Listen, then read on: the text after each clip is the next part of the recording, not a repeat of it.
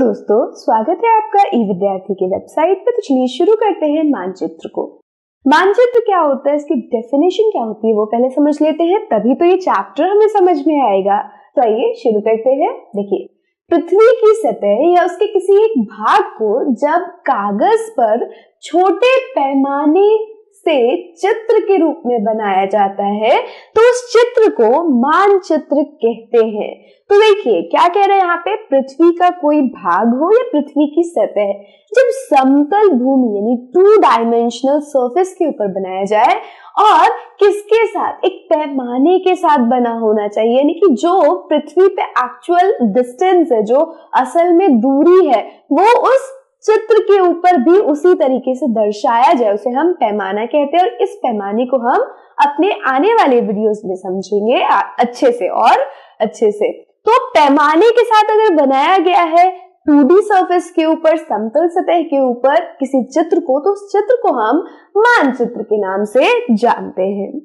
अब किसी भी गोल सतह को चपटी सतह पर चित्रित करना बहुत मुश्किल होता है।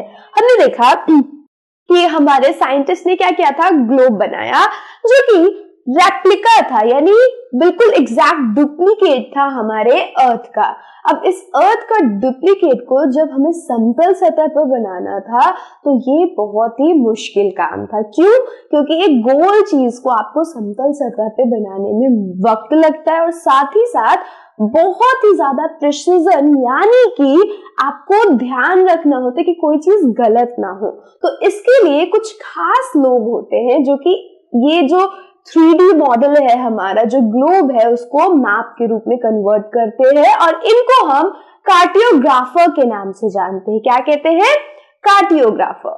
तो किसी भी गोल सतह को चपटी सतह पर चित्रित करना बहुत मुश्किल होता है। इसके लिए खास रूप से प्रशिक्षित लोग ही मानचित्र बनाते हैं और यही रीजन है कि कुछ प्रशिक्षित लोग ही ये काम करते हैं। एक गोल चित्र को समतल सतह पे उकेरने का काम प्रशिक्षित लोग कहते हैं और उनको क्या कहते हैं? ऐसे विशेषज्ञों को कार्टियोग्राफर के नाम से जानते हैं जो कि ग्लोब की सहायता से मानचित्र बनाते हैं। आगे चलते हैं नेक्स्ट स्लाइड पे।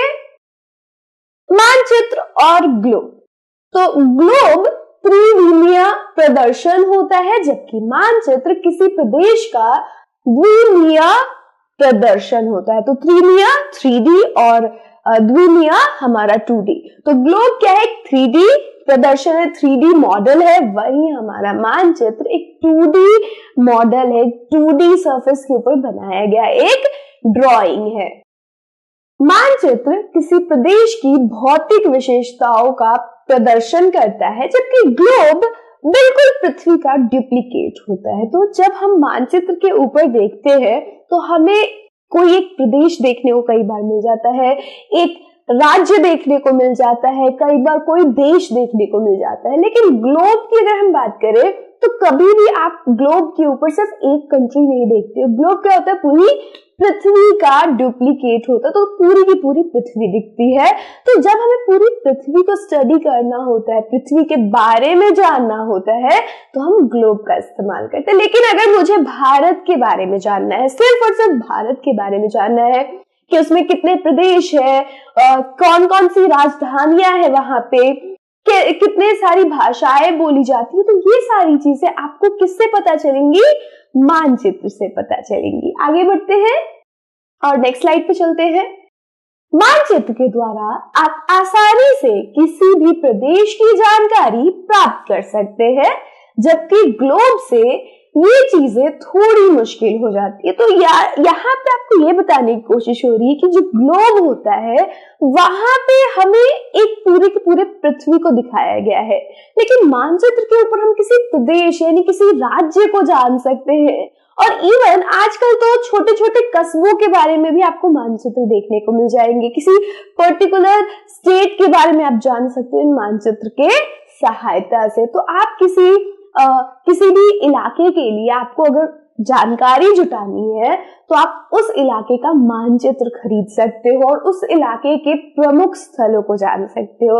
लेकिन हमारे ग्लोब में ऐसा संभव नहीं हो पाता और ग्लोब के अंदर पूरी की पूरी पृथ्वी आ जाती है, जिसके अंदर हमें कॉन्टिनेंट दिखाए गए होते हैं, यानी महाद्वीप, महासागरों को भी दिखाया गया होता है।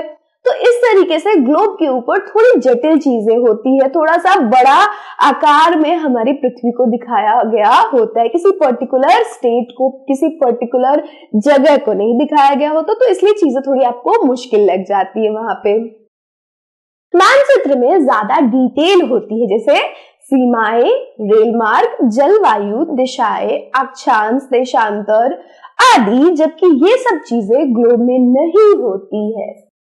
ठीक है, तो होता क्या है, जब हमारे पास ग्लोब होता है तो ग्लोब में ये सारी चीजें नहीं होती है, सीमाएं नहीं दिखाई गई होती है कई बार राज्यों की, तो सिर्फ और सिर्फ किसकी सीमाएं दिखा दी जाती है?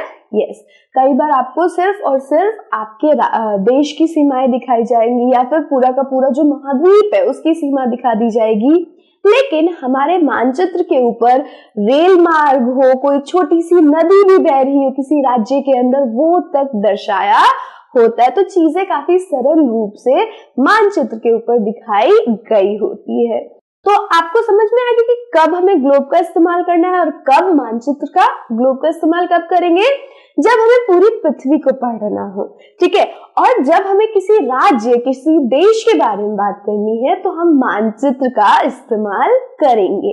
तो ये था कि किस प्रकार से मानचित्र और ग्लोब एक दूसरे से भिन्न है। साथ ही साथ हमने मानचित्र का भी डेफिनेशन देखा। अब चलते हैं हमारे नेक्स्ट वीडियो में, जहां पे मानचित्र के घटकों के बारे में बात करेंगे। So I will see you in that video. Till then, stay safe and keep learning with us. Bye bye.